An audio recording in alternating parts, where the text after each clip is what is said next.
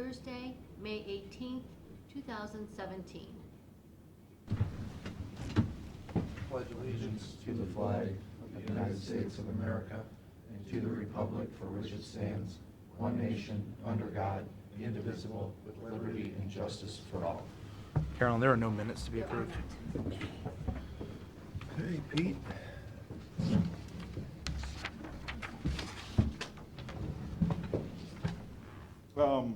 I got a request, well, not a request, but a question from our vehicle maintenance supervisor. I don't know if this is gonna show here or not very well.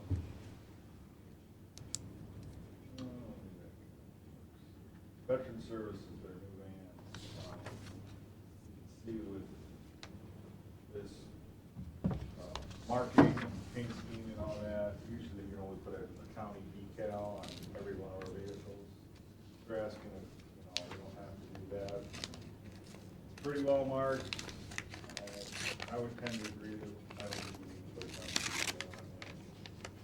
I mentioned something about, well, put one on the back. Well, the decal they're putting over here on the door, they're gonna put that on the back as well, so. Very well marked. I didn't see that was a problem, but. That's fine. Gonna run it by you anyway. Yeah, that's okay. Looking at our recent revenues, I looked at the lodging tax for the first quarter that, that was collected and hit the auditor's books, which primarily most of that would have been the fourth quarter of 2016. But in the first 3 months compared to the last 3 months of last year, those numbers are down 6%. So, I put in your boxes the latest sales tax receipts that we got for the month of May, which is actually February's numbers. They're only $2,000 higher than it was a year ago, so it's essentially really flat still. What'd we project, Pete? Flat? I thought we did one. No, Flat. flat. They're in the middle of that. It says a year-to-date change 2.82% again. That's okay, but you really want to look at these numbers. The fact that there's some peaks and valleys in there. It's not a straight amount every month. Again, during the summer we get some very big numbers.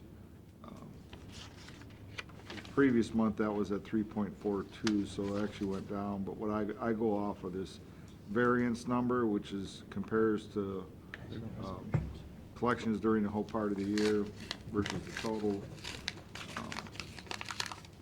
Those again are flat compared to even the previous months. So nothing big. I think you should have gotten an email from me about Bike Week.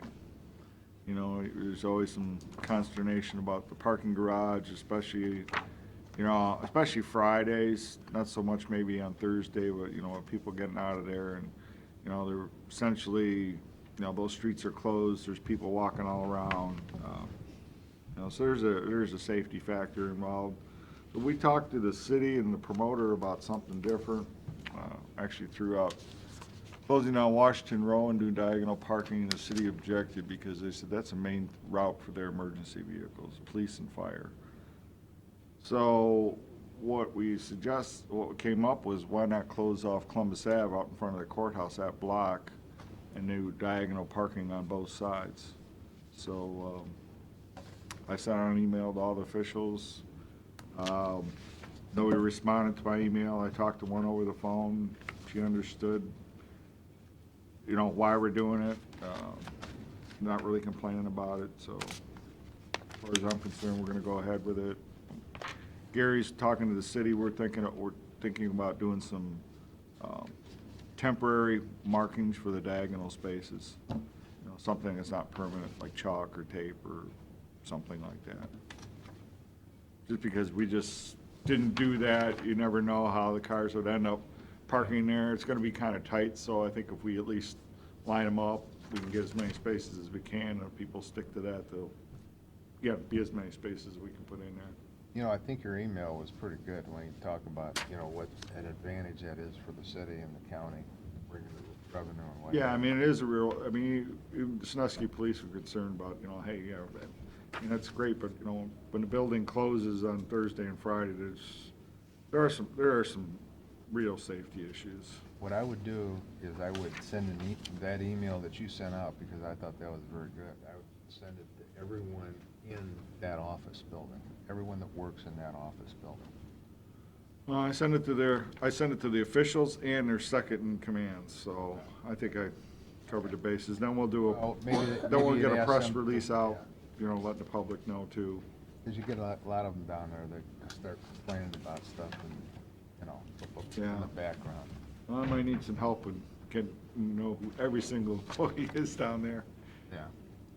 I mean, I can do that. Just as someone in that building, a couple times we had the situation that I thought worked best, where when they were getting everybody out of the building at the end of the day that was still left, because some of the offices have gone, just on their own, gone ahead and either closed all day or closed by. On Friday, yeah, Because there's not much activity downtown there before noon. yeah. But they would herd everybody out of the garage to the left on Market, and then go north, or south on Columbus. Well, no, they were going out to, what's it, the other, not Columbus? Oh, The Jackson? Jackson Street, which is a lot, there's nothing on Jackson Street, basically, if you go out and take a left on Jackson to get out of downtown. But one of the years, they did have everybody come out, take a right out of the garage, and go down Columbus. Well, Columbus is where everything is, and to me, that seemed a lot more obstructive, a lot more people, and a lot more trouble going up, in and out of Columbus Ave. Whereas Jackson Street is, you had that little half of a market street where there's some vendors, but once you got off that and you got on Jackson, there was no problem. It seemed like Columbus was a lot more. I mean, Than Jackson. I don't want to argue with you, but I will, but that's where they put the majority of their food vendors, is on that stretch on Market Street between Jackson and Columbus. Because that's kind of one of their main areas. But if you're doing the whole block of Columbus from Market to Washington Row, there's a lot more people to deal with, as opposed to once you get off that little short stretch of Market Yeah. onto Jackson, you're home free, so. I don't know, I've been monitoring it, either one is. Either one of them is a is little bit of a pain. hassle. Yeah, it is, so, we're gonna try this. I mean, actually, it was your boss's suggestion about this, not the location, but the alternative of closing the garage and doing another area. Like I said, Washington Street, Yeah, but. I usually don't even go, I won't park right down there that day Yeah. anyway. So you Right. just park a couple blocks away and Right. walk it out. Yeah, nothing's ever simple, but trying to make the best of what we can. Yeah, it's no big deal, when you think about it. Again, it's good for the area. I mean, it definitely brings in, you know, money to the area. You get So a that's a great good lunch thing. Thursday and Friday at least. Yeah. Elephant ears, That's good. ready fries. What time is the ribbon cutting? Take it. Okay. Here's Gary. I will check. That's all I got. I know it's on my grand calendar. She has changed. To this, yeah, I didn't have it in my The phone. custom building? Yeah. Yeah, it's, Do you know what time it is? You were at the meeting yesterday, weren't you? mhm. We have a lot of meetings in the On June morning. 7th? Is that the date? Yeah, that's what it says here. Yeah, I don't think it's that date anymore. I just gotta figure out which one it is. I can ask her today. I know they were. I got it June 21st at 11. June 21st? Mhm. Oh, okay. They pushed it back again. 11 o'clock. I will make the change in the front. Oh, they moved it again? Yeah, it was supposed to be Several times. supposed to be yesterday. Yeah, I know. I knew they moved it back. Isn't that done? No, it's not done yet. I thought there was somebody that was supposed to be there that couldn't be, so that's what we Oh. decided to change it Well, they said it'll be fully functional by the time they open it. That's good. Sorry, Pete. Go ahead, sorry, Pete. I'm all done. You gotta have more than that. No, that's it. I see we're looking at this renewal of Ecodex lease, Yes. and you came up with that square footage price off of the Maximus report? I'm pretty sure that's where it came from, yeah. I think it's some, actually, I think it's some older data. And all we really did was change the square footage, because, you know, the treasurers took a little part of their former offices. We just use that as essentially as their in-kind number. That's really all the, kind of the value that has. Right, but it also sets the standard for the rest of the space. Sure. Yeah. Okay.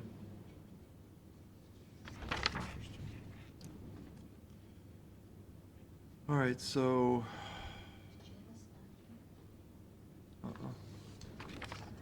I'll do these resolutions.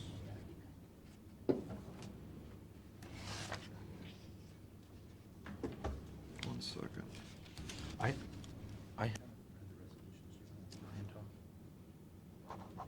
Oop.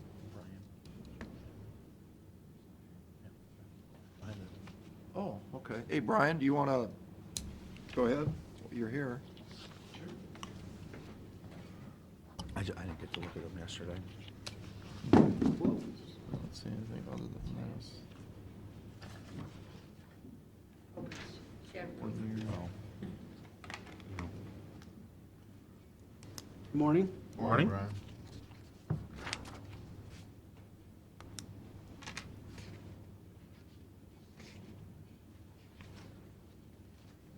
So thanks for your time this morning, gentlemen. Brian Shanley, member of Lake Erie Shores and Islands Board of Trustees, Board of Directors of the Erie County Economic Development Corporation, member of the Board of Trustees, and an officer of the Ohio Hotel Lodging Association. I'm also the general manager of the Kalahari Resort and Convention Center. As you are aware, the management and ownership of Kalahari has long supported the concept of sports tourism in Erie County. We do want to recognize the recently opened and the beautiful Sports Force Parks at Cedar Point Sports Center. The solicitation for the fall 2017 tournaments was released on May 11th by Traveling Teams, the booking agent hired by Sports Force, who leases Cedar Fair's sports park. As you're aware, building business in our shoulder seasons, not during the area's summer demand period, was the key driver for the investment of our tourist bed tax dollars into the development of the outdoor sports complex. We all know that these shoulder seasons are essential to everyone achieving their common goal. We've got business in the summer. We need to build a business in the shoulder seasons. In the solicitation for these fall events, the hotels are asked to make the following concessions. Now, I will remind you that throughout the process, the hotels were told that this would not be pay to play. But it is. That's not my focus today. So the requested concessions are a 10% commission, standard, understood. If you're going to do pay to play, that's standard. They're also asking for a discount of 12% below the hotel's lowest available rate. 12% below our lowest available rate. Free breakfast for all room occupants, and a 1 to 20 comp ratio. So for every 20 rooms, I'm going to give you a free one. According to the industry standard measurement company, Smith Travel Research, the average annual rate in the Sandusky market currently is $107.38 on an annual basis, $107.38. As you know, the average rate in the off-season, shoulder season, is going to be much lower than that. So for our fall season, this is how our new economic driver, that has been funded by the bed tax, is going to work. Now, to be fair, we didn't fund it all. Cedar Fair funded $3.5 million, and Sports Force put in $3 million, and county bed tax funded the $17 million. So for an Erie County hotel, typically, this is how the math will work. With the new economic driver that the hotel bed tax funded 72% of. Let's hope that on an average annual basis, you can get $107.38 for a hotel in Erie County. Then on a shoulder season, I'm an optimist. Let's say we can get $100. So we're going to pay typical mid-level hotel is gonna pay about 12% in franchise fees, right off the top. Probably many of the brands more, including marketing fee. But let's go with 12%, so that's $12 off. The commission is 10%, so that's $10 more off. The discount they're asked for is 12% below our lowest available rate, so that's another $12. Breakfast for 4 occupants, let's say, based on, now, I sell my breakfast for $16.99. Let's go with Ryan's, they sell it for $7.99. A good operator with a lot of business, let's say they can drive 30% to the bottom line after paying the food, preparing it, the serving the food, labor and food. Let's just hope you can make 30%. So 70% is going to be your cost. So our $100 room rate just netted us $29.04 in order to pay our mortgage, our utilities, and our payroll, and so on, many other bills. Forcing this much concession may deem the sale not even profitable for our hotels. This is not the economic driver that we were promised. However, that's not the problem I want you to hear. The problem is the flawed process in which they're instituting for the fall tournaments, and here's how that works. Once the hotels submit their prices for each tournament, the operator and/or booking agent will choose which hotels will host the teams. The operator and/or booking agent, neither of which are companies based in Erie County, will choose which hotel gets the privilege of allowing teams to pay that low rate, which may net them enough money to break even. That's the problem. On a project that we trusted them with $17 million of bed tax money, on a project that many believe was done and has been a little less than transparent to the public, I don't believe we can trust the operator and/or booking agent to fairly choose which hotels get the benefit of this publicly funded facility. To be fair, they should simply put any hotel that chooses to submit rooms on their website and let the teams pick who they're going to spend their money with. But instead, we submit and then they pick which hotels. That's not fair. In a few minutes, you're going to see, or in a little bit, the Lake Erie Shores and Islands present a proposal requesting a quarter of the remaining 1% bed tax to be used for sports marketing. That is a good investment. That will return dollars to our hotels. Promoting sports tourism is a slam dunk. The more we promote, the more money we're going to make. That is a good investment that I think you should approve. Coming soon, you're going to see a proposal for the remaining 3/4 of that 1% to be used to build an indoor sports complex. It's a safe guess that Cedar Point will present another world-class facility that we're all going to be proud of, and that will drive sports tourism into Erie County when we need it the most in the off-season. It's my request today that before you approve that 3/4% and that additional investment, you should help the hoteliers whose backs these things are funded on to get a fair shake at these hotel rooms. It's got to be an equal and just system. We can't have some third party, either the operator or their booking agent, whoever we're told is making this decision, has to open it up and let anybody that wants to bid on the rooms have a fair shake at it. They cannot pick. Any questions? I'll just make a comment on that. You know, when we okayed the $17 million, we were told it was not gonna be a pay to play. And first time I'm hearing about this 12% or under what the rate, that was never discussed. And I'm not sure, you know, where all this came, because we talked with Cedar Point. Pete, you were there when we talked about the pay to play. Mm-hmm. And that, they said, no, that was not gonna be the case. We were told that. Well, we were told it was gonna be pay to stay to play. Right. We were told. Well, and the 12%. Which was a I've good never- idea. First time Yeah. I'm hearing about this.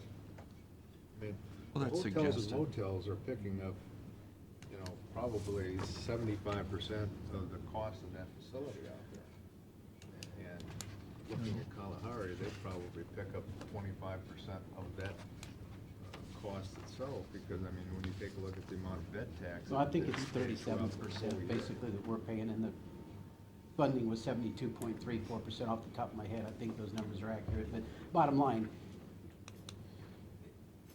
Kalahari's not needed any of those tournaments. We were full in the dates for the summer season. We certainly have some availability in the fall season. We just don't understand why they would let the booking agent, traveling teams, or the operator, sports force, make these decisions for us. How do we know they're going to be fair in choosing what hotels? And their only defense to this has been that they're doing it to protect the hotels, because they don't want us to have inventory out there that may or may not be sold. So if everybody puts in, 100 rooms, they have way more rooms than they need. There's a cutoff date, and I'm not the smartest guy, but I know how to manage inventory. That's what we do as hoteliers. We have rooms on the global distribution system for Expedia and Hotwire and all these booking sources to book. We know how to manage inventory. We understand cutoff dates.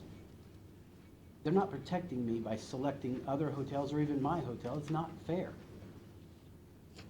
They, to this point, have been non-receptive to making a change. We've made our point all along. I just think that Well, if that's not changed like before I said this. earlier, we were told that this was not gonna be pay to play, basically. And we talked about that, and that was discussed. So I'm not sure where this, and this 12%, it's the first time I'm hearing this. It shouldn't be. You shouldn't dictate to the hotels who are paying the bills to put that facility in, what they have to do. I mean, really, it's the people that come and stay in the hotel rooms are paying for it. Right. Not the hotel, right. Okay, well, thank you. They are paying for it. However, that affects every piece of business that I'm trying to get out of Columbus with the trade association business. Every piece of business I'm trying to get from Cleveland and any other market. One of our long-standing selling features is lower tax rate. So every guest that I've got at Kalahari Resorts now, the Ohio Trucking Association is doing their championship truck driving this weekend. Hundreds and hundreds of rooms paying thousands and thousands of dollars. They're paying part of that 2%. That affects me when I try and sign them. I've currently got them signed through 2025.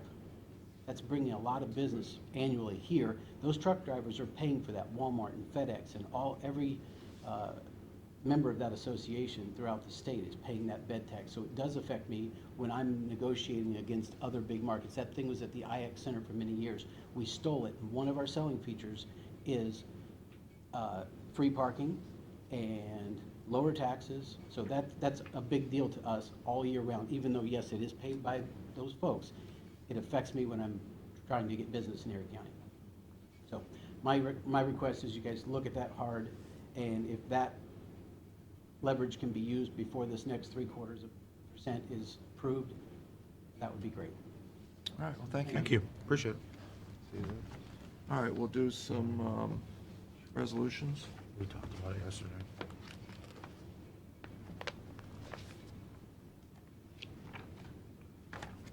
Okay, resolution of county commissioners for the first submitting an amendment to the Ohio Department of Youth Services. Second? Mr. Monahan? Yes. Mr. Old? Yes. Mr. Shenico? Yes. Authorizing county auditor to make supplemental appropriation. Second? Mr. Monahan? Yes. Mr. Old? Yes. Mr. Shenico? Yes. Addendum with the Erie County Board of Health and Erie County Department of Environmental Services. Second? Mr. Monahan? Yes. Mr. Old? Yes. Mr. Shenico? Yes. Clearing Is that, certain county water equipment inspection? surplus and ordering to be sold at internet auction. Second? Mr. Monahan? Yes. Mr. Old? Yes. Mr. Shenico? Yes. Entering into agreement with K. McCarthy and Associates. Second? Mr. Monahan? Yes. Mr. Old? Yes. Mr. Shenico? Yes. Authorizing Sandusky Orthopedics and Rheumatology for supplies provided to Sheriff's Office. Second? Mr. Monahan? Yes. Mr. Old? Yes. Mr. Shenico? Yes. Authorizing the drawing of warrants and payment of amounts due upon contract or order Second? Mr. Monahan? Yes. Mr. Old? Yes. Mr. Shenango? Yes. Authorizing payment to Oriana House Incorporated for services provided to county court Judge Bennett. Second? Mr. Monahan? Yes. Mr. Old? Bag full. They're gonna do. Yes. Mr. Shenango? Yes. Authorizing for the purpose of entering into a lease agreement with the Erie County Economic Development Corporation. Second? Mr. Monahan? Mr. Old? Yes. Mr. Shenango? Yes. Authorizing certain items to be surplus in order to be sold or discarded for salvage. Second? Mr. Monahan? Yes. Mr. Old? Yes. Mr. Shenango? Yes. Authorizing the county auditor to make payment to Mrs. Ann Massey. Second? Mr. Monahan? Yes. Mr. Old? Yes. Mr. Shenango? Yes. Releasing liens or claims against property now formerly owned by Roger and Diane Johnson. Second? Mr. Monahan? Yes. Mr. Old? Yes. Mr. Shenango? Yes. Authorizing the county auditor to make payment to the Erie County treasurer. Second? Mr. Monahan? Yes. Mr. Old? Yes. Mr. Shenango? Yes. Authorizing payment to the Lucas County coroner for services provided. Second? Mr. Monahan? Yes. Mr. Old? Yes. Mr. Shenango? Yes. Authorizing improvement and update procedure for the auditor's office regarding payment of utility invoices. Second? Mr. Monahan? Yes. Mr. Old? Yes. Mr. Shenango? Yes. Reappoint Richard Byroe to the Erie Ottawa International Airport as the joint county appointment. Second? Mr. Monahan? Yes. Mr. Old? Yes. Mr. Shenango? Cancel the following meetings, June 5th, 12th, 19th, and 26th, all Mondays. Second? Mr. Monahan? Yes. Mr. Old? Yes. It's just every Thursday, every Monday in June. Mr. Shenango? Yes.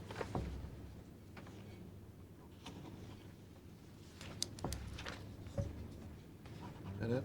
No, You know, unless you produce something. Motion to award the bid to Fetco Fetco. Excavating. let's go. Fetco Excavating. Second? Mr. Monahan? Mr. Old? Yes. Mr. Shenango? Yes.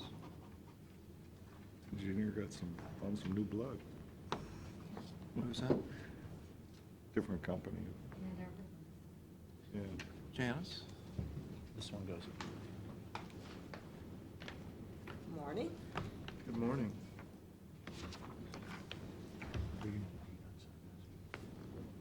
Hi. Oh, he didn't. I guess I'm here just to give you an overview of what happened during 2016, our accomplishments with community action. Yeah, I'm sure we're all aware of the economy, and poverty is still on the increase. So we help as many as we can with the funds that we do have. So we still offer a tax assistant program here in Erie County. We were able to assist 10 households with tax assistance. The city of Sandusky gives us some emergency home repair dollars. It's about $25,000, and we help 4 households with that. The Tri-County Home Repair, we were able to help 13 homes in Erie County during 2016.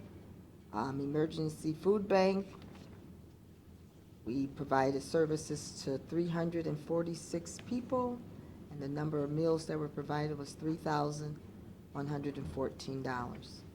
Rent assistance, we was able to help 17 households with rent assistance.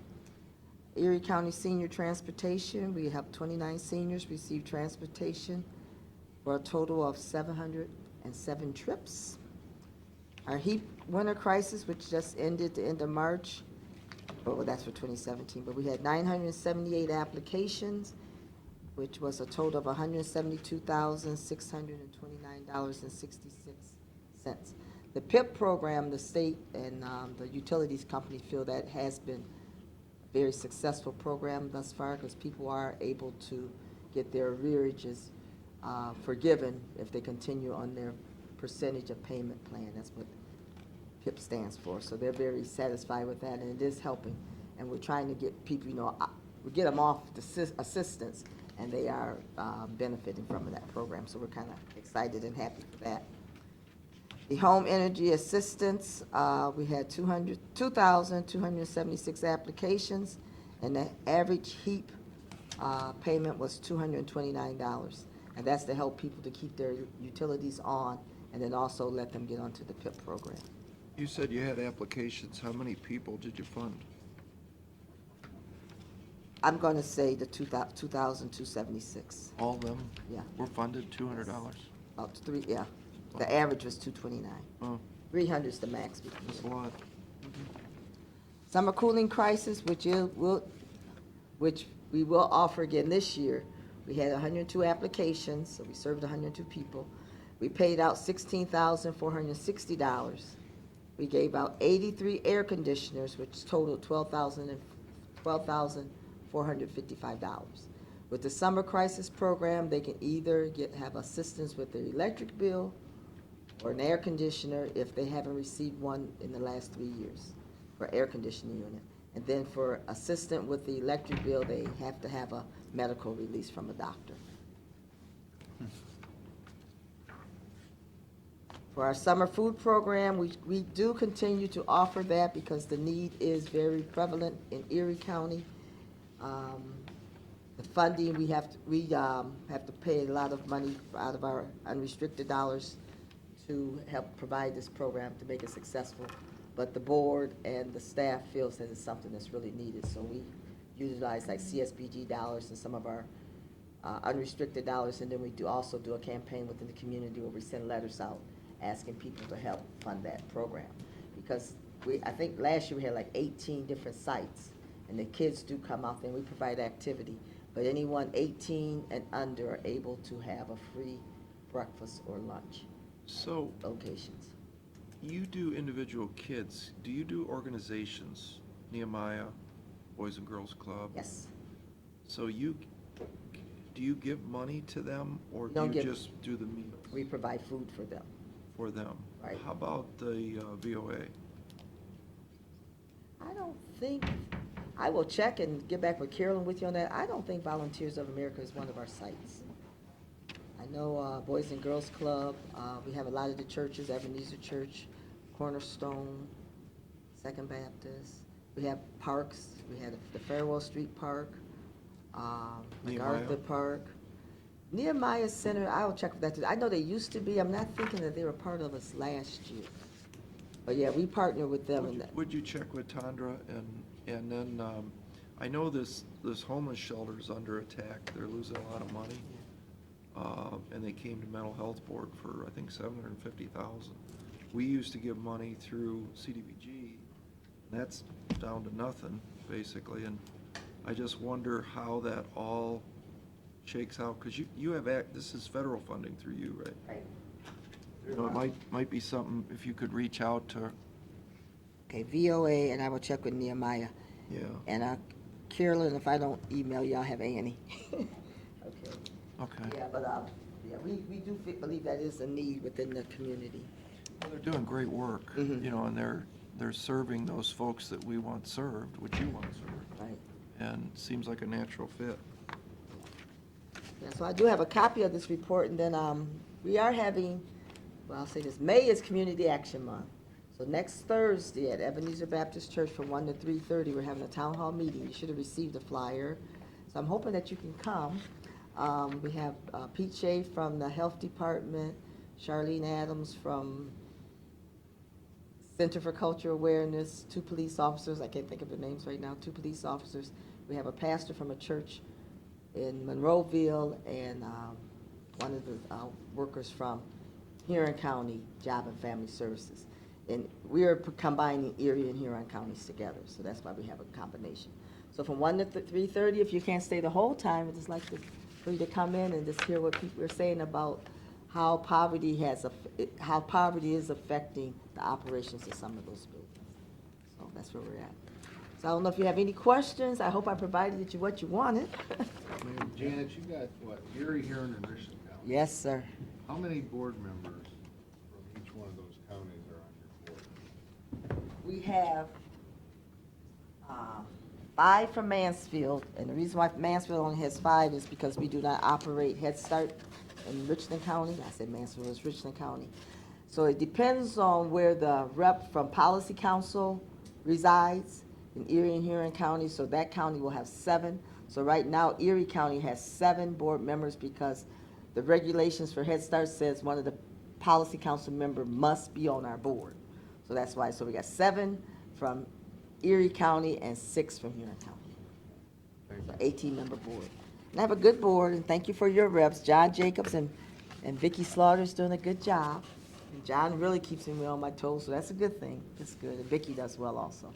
But we have a good board. We're trying to do things more strategically and trying to keep up with the trends that's happening within the economy with the funding that we do have. So, and we thank you for your support. Hopefully I'll see some of you there next Thursday. Thank you. Thanks. Oh, now what do we do? We can't do the ditch hearing thing early, right? Shouldn't, I mean, I don't know if I have anybody coming, but the notices were sent out, 300 of them, so I'm reluctant to start. Carrie, Mhm. just do Carrie. Is she here? Yeah. Yeah, she's here. Oh, hi. Oh, I didn't see you there. I would have to get some hearing aids. That guy was blocking your view.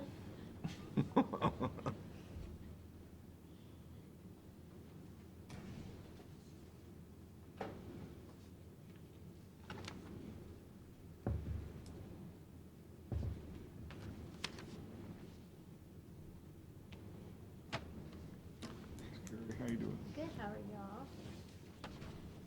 Hey, Carrie.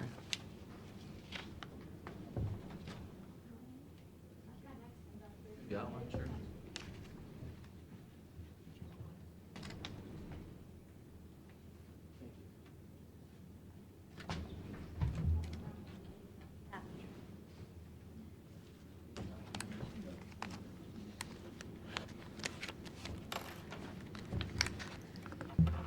Good morning.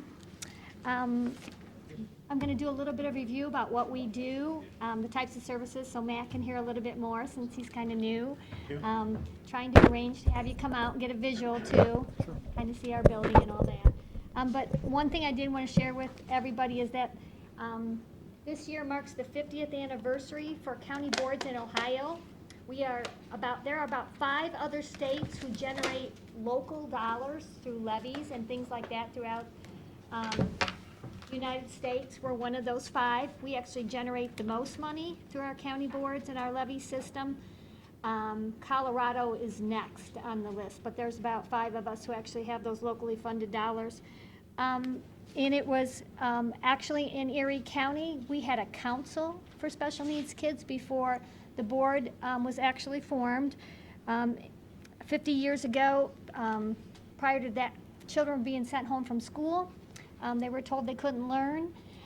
We had advocates here in Erie County, parents, family members who were teaching kids in school basements and or church basements and different buildings around the community. And they all got together throughout the 88 counties and advocated for legislation that would fund supports for kids with disabilities. And as the years went on, it also funded supports for people with developmental disabilities throughout their lifespan. Betty Rinderly was one of our earliest advocates. The school was named after her and still is. In Ohio right now, out of the 88 counties, about 40 counties still operate schools out of the 88. And they're very small. Probably next door in Huron, they may have about 18 children that they serve in their school at this time. Ottawa County, I'm just thinking around us, has not operated a school for some time. We have not operated a school since the 90s. And we discontinued operating preschool in 2009. So the movement, that was started by parents so that kids could learn and they had the right to learn, was to get their kids back in their home school districts, and that has happened in Erie County. Special needs kids are served in their home school districts. One of the other things with the statewide anniversary is that our association has hired a PR firm to help spread the word. We may not be operating a school, but we still fund services and supports for individuals throughout their lifespan. And they are doing statewide campaigns, and the poster campaign that they started, we had submitted videos and stories about our individuals here in Erie County who were successful, and Grant Puckrin was chosen to be one of the statewide poster campaign people on his efforts on employment. So we're very proud of that. We also, you'll see in your packet that there's a card that looks like this, and down here there's a site, alwaysthereforohio.org. If you go to that website, we also are on that website. They are doing an archival history of county boards. That is something everyone in Ohio can now access and learn about the county board system. 50 years ago, if your child was sent home from school, you were kind of lucky because your child was living at home, because your other option was that they were institutionalized. Typically, that was what the options you were given. You can take your child home, or there are institutions available. That is no longer what people recommend. People want individuals with disabilities functioning and thriving and living in their communities. So over the past few years, you might know Tiffin Developmental Center over in Tiffin. There have been state institutions around Ohio similar to Tiffin. I think we have 10, and we have 5 still up and operating in Ohio. They have closed down several of our institutions that the state that ran, and people have been moved out into their communities. So that has been what the state has been doing at their level, and we here at this level, when people move into their communities, then we are their supports once they move from a state institution into their community. So I just wanted to let you know that it is kind of a big year. We're celebrating and trying to do a lot of PR throughout Ohio. The 4 major services that the county board actually operates are the SSA services. SSAs provide case management. So if you're an eligible individual and you would like to have someone help to coordinate your services or help you find or locate what supports you need, you can have an SSA. All county board services are voluntary. No one, because they have a developmental disability, has to have services from the county board. So we do have individuals who live in our community who don't need our services or want our services. But I'll get to the stats in a little bit. Early intervention is our Birth to 3 program. Children who are born with a developmental disability and or a medical diagnosis are referred to us, and they receive in-home supports. And then we have a community engagement department. That is where we are helping individuals connect with their community, either through volunteer opportunities, through social networking. But we have moved from the old model of taking groups of individuals with developmental disabilities and moving them around the community to finding groups in the community and helping people connect with those groups that are already in the community. We also provide transportation of last resort. And a few years back, I mentioned to you all that we had downscaled our transportation because we had many private providers in the county who wanted the business. And we, in 2014, I believe, had about 40 people we served as transportation of last resort for employment or some mandated activity, and we are down to 9. So we have found those other individuals, a provider of another provider in the community who could do that. On the second page, you'll see some of our statistics. We serve 138 children birth to 3. We have 73 children 3 to 5, 153 children 6 to 13. And the reason we cut off 14 to 21 is because now at the age of 14, school districts and county boards are beginning to prepare and to help families and individuals look at employment for when they leave school. What are your plans? How are you planning for when you will not be in school again? So we actually carved out some dollars for services that a school may not fund, or extraordinary services that might help that young individual look at opportunities for employment. Then we also have 14 to 21 is 128. We call those our transition kids. And then 22 22 through the lifespan, we serve 326. So currently, as of today, we have about 118 eligible individuals for our services. We have what's called the waiver program, and we draw down federal dollars to help serve individuals. We have 123 IO waivers. That particular waiver or that particular funding stream does not have a cap. Okay, so that it is based on your acuity or your need, but it does not have a cap. The self-waiver, we administer 37 of those, and that does have a cap. That is a capped waiver. And the level 1 waiver, we serve 33 people with that waiver, and that also has caps. So we administer through our SSAs and our county board 213 waivers for the state. The state draws down the money from the federal government, and we draw down the waivers from the state. I wanted to share with you that in those numbers, we have 15 individuals who cost over $100,000, and by having them on a waiver, we draw down 60% of that from the federal government, so we only have to pay 40. So if we had to pay that whole cost, it would be 1.5 million, and a round estimate, but we draw down 60% of that from the federal government.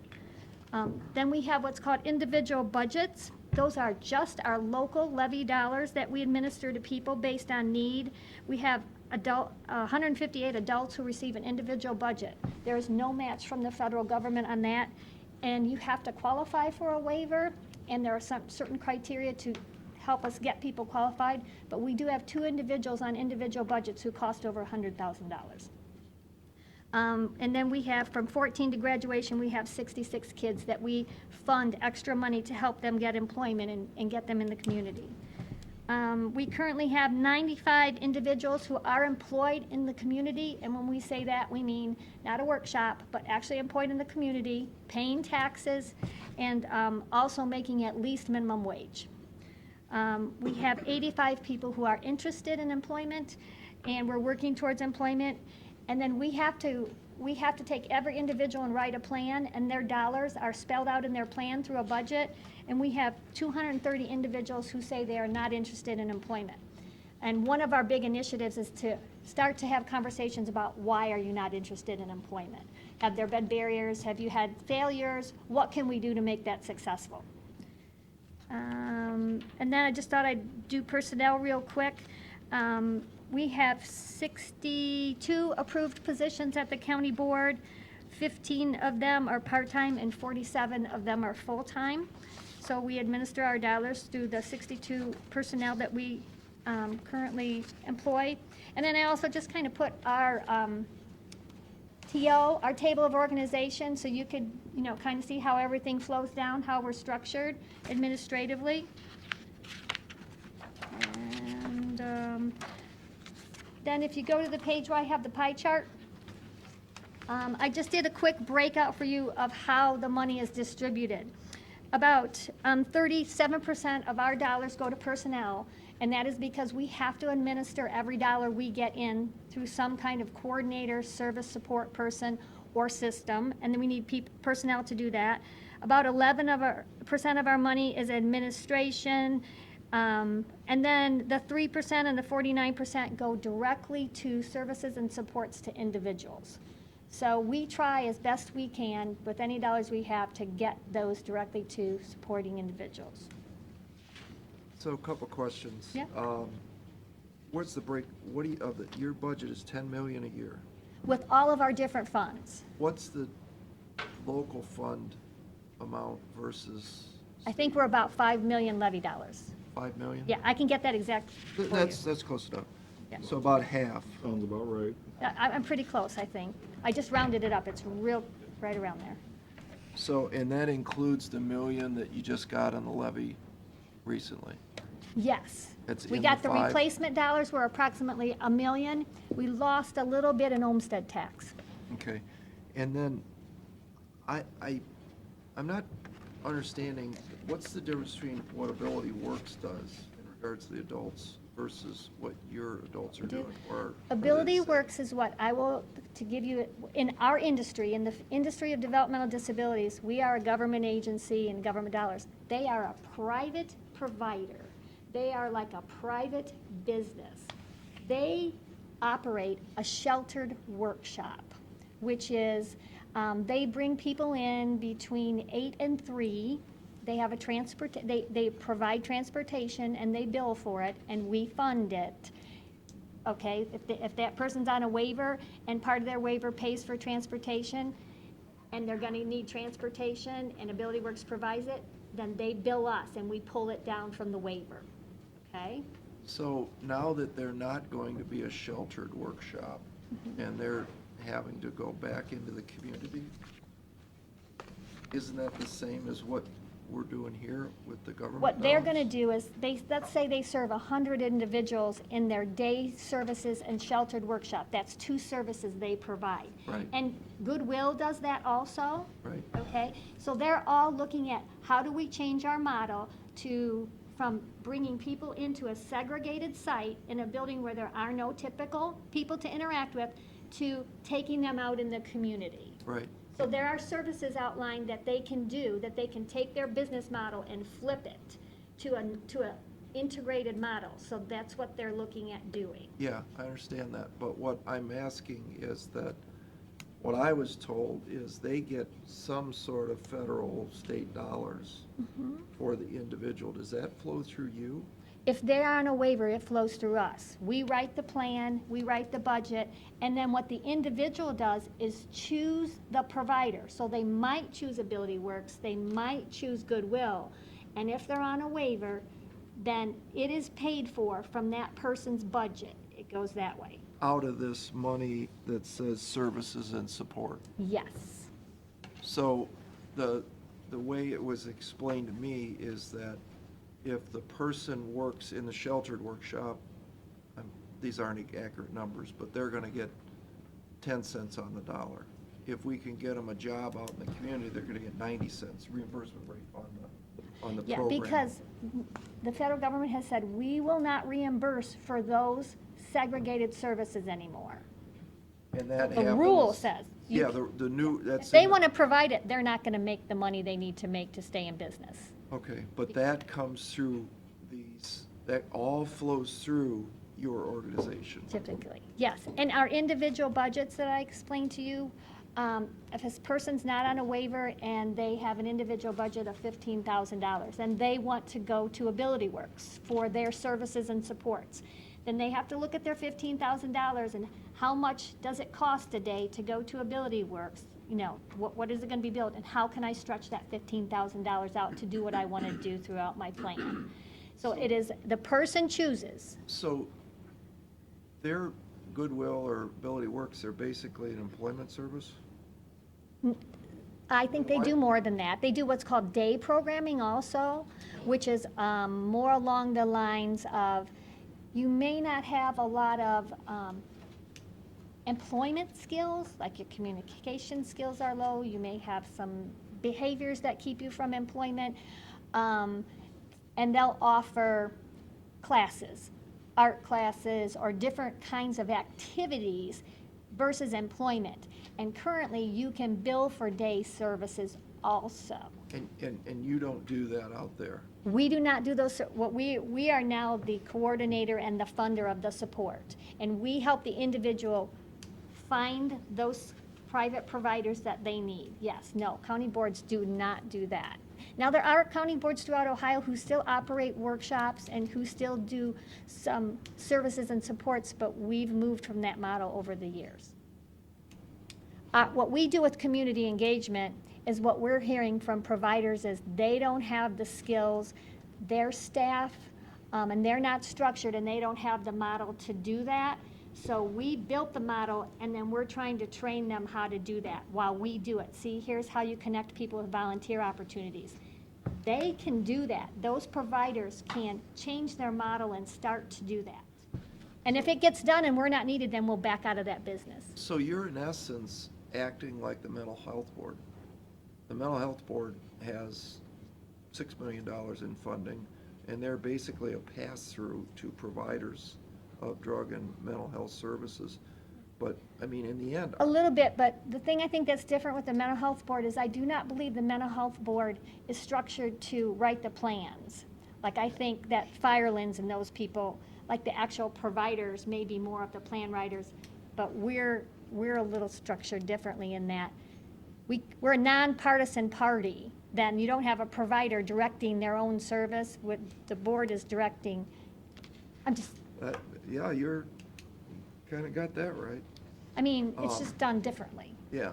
And one of the things I need to tell you is we have fought to keep that model, that we would be the administrator, the plan writer, and the flow-through, because we believe that it keeps that nonpartisan feel. Okay, all right, thank you. Okay, so I rambled a little bit there. No, that's, you, Okay. Anybody?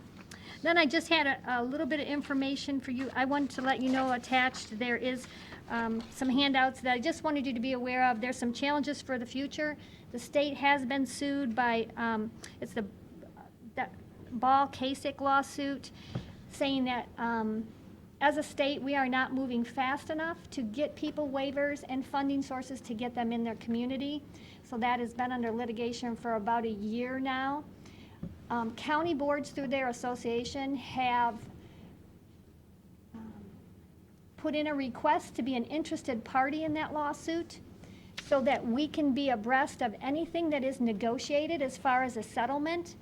Our worry is at the local level that the state and Disability Rights Ohio will negotiate some kind of an agreement that puts a financial burden locally on the county boards, so we asked to be part of the lawsuit so we can stay abreast of what's happening. So our association is representing, and I am on the trustee board down at the state for the association representing our region, Region 1, 15 counties in this region. And I get to meet with the lawyers in the other regions throughout the state to kind of stay on top of that, to make sure that whatever agreement they come up with does not flow something down to us that we're not expecting. okay. We do have a provider shortage. I heard SOS do her report a week or so ago, a couple weeks ago, and she shared that it's hard to find providers for senior citizens for that in-home care. We have the same type of shortage. Individuals who are providing residential supports, who are hired by agencies like Renaissance House and lots of private providers, typically can only afford to pay minimum wage. And often, they have a lot of turnover. There's the going percentages, there's a 50% turnover rate in that arena for providers. So the state is constantly looking at how we can maybe fund it a little bit heavier so that people can get paid more. And we tried in this budget and it got taken out in the House. So we'll keep trying.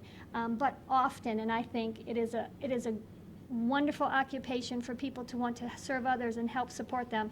But often the people who are doing that are eligible for supports themselves, are eligible for food stamps. You know, they don't make enough money in that field to really support themselves fully. So we're constantly in a battle to try to keep providers in that area. We had one provider, I think, over in Flat Rock, who at Flat Rock did a food pantry for their employees. And they were so grateful. I mean, your own employees being grateful for a food pantry because they just can't make the kind of money that they often need. So that's a huge challenge for us for the future. How are we going to keep good employees and good people in the private provider sector? I will be looking. I did have an additional levy request for 0.25 additional dollars. So I will be looking either maybe spring of 18. We're going to start talking about it at the board. We will need some extra dollars. We're still using our reserves, even though we did get our replacement. So I'll keep you posted on that. And then I just wanted you to know that Medicare and healthcare Medicaid and healthcare are being watched closely also by our individuals, our families. I put a handout on there that you can see how it will affect them if we go to block granting and things like that. And then one other thing I wanted to show you too real quick, I put our social media. We're trying to get to that younger population, to get to those voters, to be a little more active on social media. But 50 years ago, this was the actual legislation that was written for county boards. And one of our challenges also is that if you say MRDD, many people know what you mean. But the MR has been taken out of our name legislatively probably about 7 years ago. So we have been the County Boards of DD, and then I say also formerly known as MRDD. But almost all throughout the legislation, you know, it was MR, mental retardation was the topic. And so we're constantly trying to make sure that people understand we have been here, we still are here, we'll always be here. And we serve individuals for the lifespan. So if I have a $100,000 individual on a waiver, that is for his life. And depending on crisis, one of the difficult things to really budget for, and why I think why our budget is challenging to look at sometimes, is that we have to budget for the max a person could need or use. And so an individual receives an acuity score, so you fall in this funding range, or this funding range. I have to budget in this funding range for the max for that funding range, but I hope we don't spend that much. I mean, typically we don't. So my budget is usually a little bit higher than my actual, and Pete's dealt with this over the years. You guys never spend what you actually, because we have to budget for what a person could possibly need or use.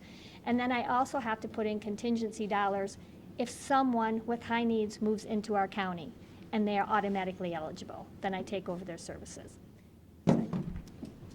Any questions? No, that was good. Okay. All right. So do we have to? Okay. Hey, you're up.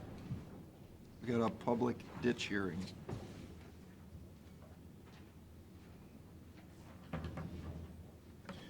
Look at you.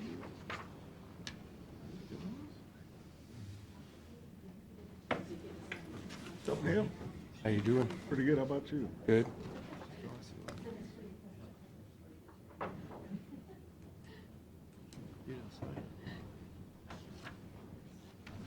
A lot of people here for a ditch hearing. Got a lot of interest in this ditch today, so you probably want to go into a lot of detail, take a couple hours if you need. I'd like to know about every mile. How long is this one? 3,000 feet, So. a little less than a mile. Try and explain that to the audience, how this all works, and take Okay. as much time as you want. We'll get into this really quick. I'm just here for a public hearing in regards to Cobb Ditch maintenance assessments for a base update. The reason being that it was done back in the early 70s, and it was done the base was developed because of that current price cost that it took to build it. And what I'd like to bring it up to is what it would take to build it nowadays, which works a little bit better with being able to do the maintenance that I need to do on it. So Where is Cobb Ditch? Cobb Ditch is basically goes under Hull Road, just east of Ann Drive. Through Pelton Park? No, that is Oh, actually. that's the other one. Oh, I That's know. another one. So, I keep that clean. yeah, So what you have to do is the assessment to do maintenance on it is based on the cost? right, that's how the base is actually developed. Okay. So, So what do you need? I basically need an okay, and if anybody has any questions in regards to Cobb Ditch, I can answer them for you. Otherwise, we move forward with it, and I keep doing maintenance. I have a question.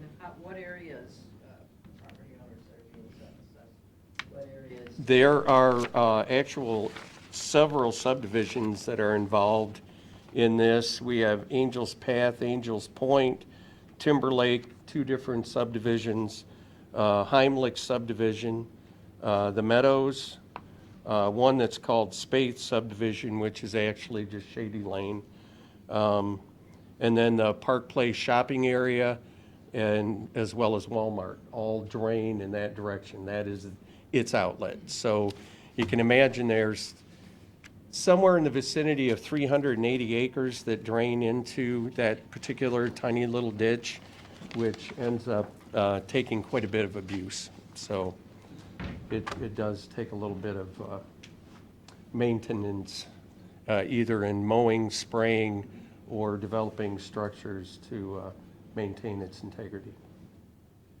And all those property owners are. They're all being assessed, yes. Any other questions? If she was in it, she would know. I mean, if you're asking if you are involved in it, you would have gotten a notice. If you are involved in it, we would have notified you. So Oh, there's no surprises. yeah, Okay. Okay, is that it? that's it. So you need a motion for approval? Yes. Okay, go ahead. Motion for the purpose of certifying the new assessment base to the county auditor for Cobb Ditch number 13, Perkins Township. Second. Mr. Monahan? Yes. Mr. Gold? Yes. Mr. Schmidt? Yes. Okay, thank you, gentlemen. Okay, Larry? You're up. Brian Shanley's already been here. Oh, okay, very good. Come and go on.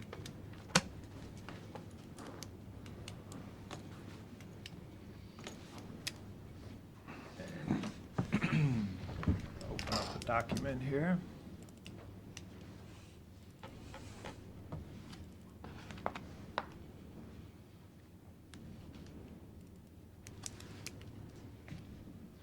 There we go.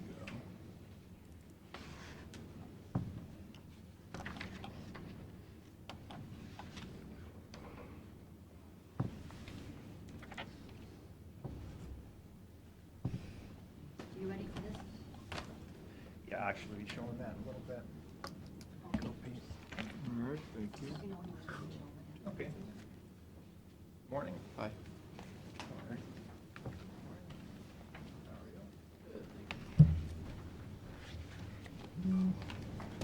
Well, good morning, everyone. This is actually a two-part presentation today. The more briefer part will be my quarterly update because I actually have a video I want to show you that will incorporate some of those comments. And the reason why you see a large number of our board members here today, including some of our staff members. We've got Brian Edwards, our marketing director, our vice president of operations, Don Weinhardt, our Amanda Smith, Tiffany Frisch, Brian Shiplet, our group sales team, Will Spence from Sports Force, because what I'll show you does certainly involve Sports Force. They're here for the second part of the presentation, I think, which we'll get to just in a second. But I do want to pay attention to the information I just gave you for the second fiscal quarter of the Erie County VCB. So we're looking at January, February, March figures. Profit loss for that quarter showed that we were $67,517 and change under budget in revenue, and about $69,000 under budget in expense. On the revenue side, anytime we're under where we projected, we always, want to know why, and we think that has to do with the timing of Easter this year and how that affects spring break and the visitation to the area during that time. So we do expect to see that rebound, and the next time I come before you, I'm planning on having better news on the revenue side. Just like to point out that, as you all know, we had an excellent, probably once in a career, for me anyway, opportunity with the State of the State being in Sandusky. We were very pleased to be part of a lot of the things that took place that week, including assisting with a couple of receptions, provided a lot of assistance to the Ohio Tourism Office. I was proud to be part of a panel that talked about the economic impact of tourism, along with Director of Development, Director of Ohio Tourism, Matt Ouimet, Brian Shanley was on that panel. That was a high point for, I think, our opportunity to really get that message out about the impact of tourism. So, and the city and the region just shined for that event, and And I think you deserve a lot of credibility, or a lot of credit for that. You guys did a really good job getting all those people in the right places, and it was a great thing for our region. I know you were a good partner in that, so I thank you and your board for helping with that event. Thank 'cause it you. came off And, fantastically well. thank everybody in this community that came together to put on an excellent show that I know will be paying dividends for many years. The final report, all of you were involved in interviews for our long-term strategic plan. That final report draft has been completed and is awaiting formal approval by the two boards of directors. Once that takes place, then we will get a summary together that will be shared with the community. When do you anticipate that happening? I have a board meeting with the Ottawa group tomorrow, and hopefully I will walk away from that meeting with their approval. And then later this month, I hope to do the same with the Erie County group, and then we will begin moving forward. Some of the components of the plan, as it turns out, we have already begun doing things we had wanted to do anyway, but getting them down on paper, making sure that we stay on that plan was part of that strategy. So we will hopefully have that within a month ready to go and immediately start to work on that. My commitment, and the board, does not want this to be a plan that we spend a lot of time and some money on to put in a folder and put on a shelf, and I'm not going to let that happen.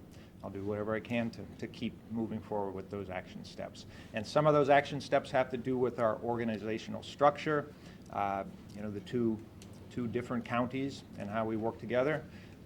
Many of the action steps have to do with marketing, of course, and how we promote the region. And the other main section deals with our role, our relationships in this community, and how we work to increase economic development.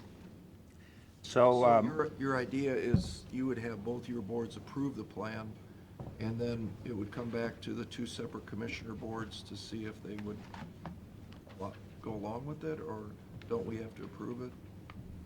Because of the combination of the two boards, that's a little sticky, isn't it? Yeah, well, one of the action steps in the plan is to look at the possibility of creating, a super board, some type of potentially smaller group of individuals made up of people from both counties. But, that the way that step is written, it's to explore those things. So the goal of this plan is to give the Bureau a document that we can work on things, but before we would do anything, to the extent of that of course would come before the commissioners.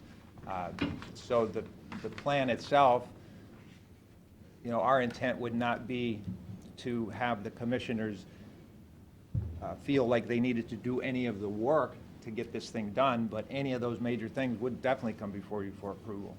Good. Just want to mention, especially with Will Spence in the room from Sports Force, and there's more information in your packet, but we have engaged in a couple different unique promotions this year with the Columbus Crew soccer team and the Columbus Blue Jackets. Blue Jackets burned out of the playoffs a little bit earlier than we would have wanted, so we didn't get to run that as much, but we will be with them again next year. Columbus Crew is playing now.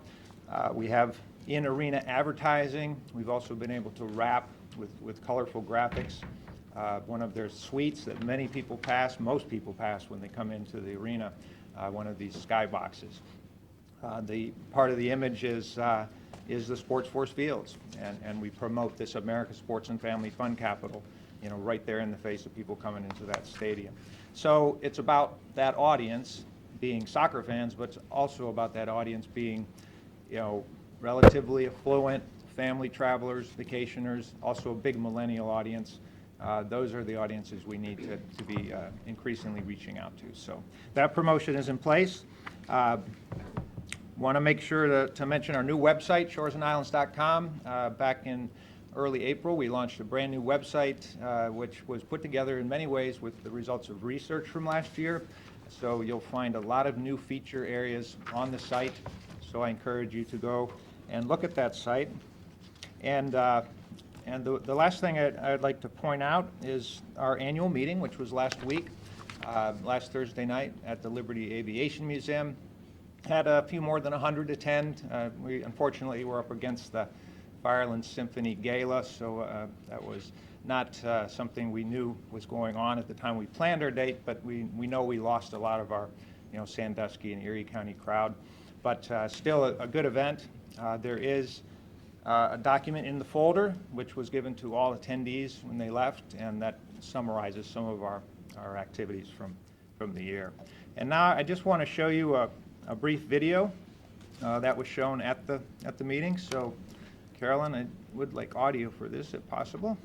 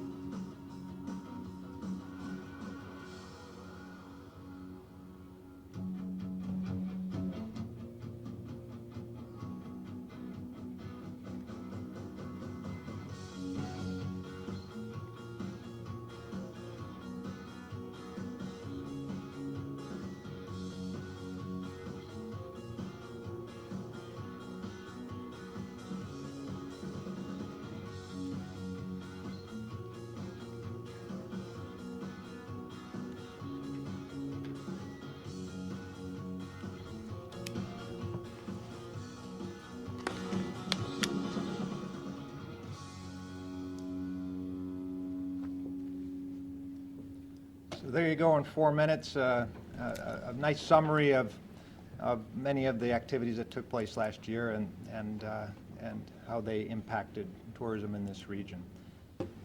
So now I sit. Larry, the numbers that you had, like, what was it, 1.9 billion, and that, now, is that considering Erie and Ottawa counties?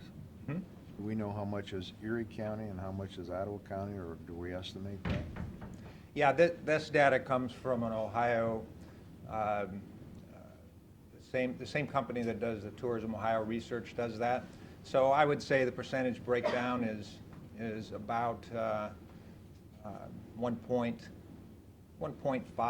to 1.6 in Erie County, and the rest of it coming from Ottawa County. You know, the big factor here that is at play is year-round, much more year-round in Erie County. You know, more rooms, higher room rates. You know, as you know, that right now, Ottawa County is hitting its, you know, high gear. I was part of a press conference this morning at the Jet Express, so, you know, everything's kicking in. So that summer, you know, season really drives it, but many businesses close down, including some hotels. So at this point in time, that's kind of the mix between the two counties and how that number comes up is developed. So I'm going to segue, and does this, Carolyn, will it come up on the screen here? Thank you very much. Today, and the reason why, again, we have such a strong support from our board, the board has approved this presentation to bring to you today. You know, as you just saw in that video, our area, with its great abundance of family fun and outdoor recreation opportunities, we've been long known as a top visitor destination across the Midwest. And tens of thousands of sporting event participants already come here each year to enjoy, you know, assets that we have. And now that Sports Force Parks is here, that's paved the way for these numbers to move into the hundreds of thousands and significantly increase sports-related tourism here in the region. We feel the time is right to fully embrace this opportunity. And the way we feel best to do that is by creating a sports and event marketing division of Lake Erie Shores and Islands. We have had considerable success in the leisure tourism market, and we've also been very effective in providing a strong ROI on the group side, group travel, conferences, tours, sports, and other types of events. And we believe that with additional investment dedicated to sports and event tourism, that would generate an even greater ROI and make Lake Erie Shores and Islands an even stronger economic development partner for Erie County. Jump to slide, excuse me. The National Association of Sports Commissions reports that visitor spending associated with amateur sports in the U.S. was $10.47 billion last year. That was an increase of 10% over the year before, and this is a market segment that's been steadily increasing. With so many dollars at stake, there's no shortage of communities around this country that are promoting themselves to attract that audience, and we need to better position ourselves to do that.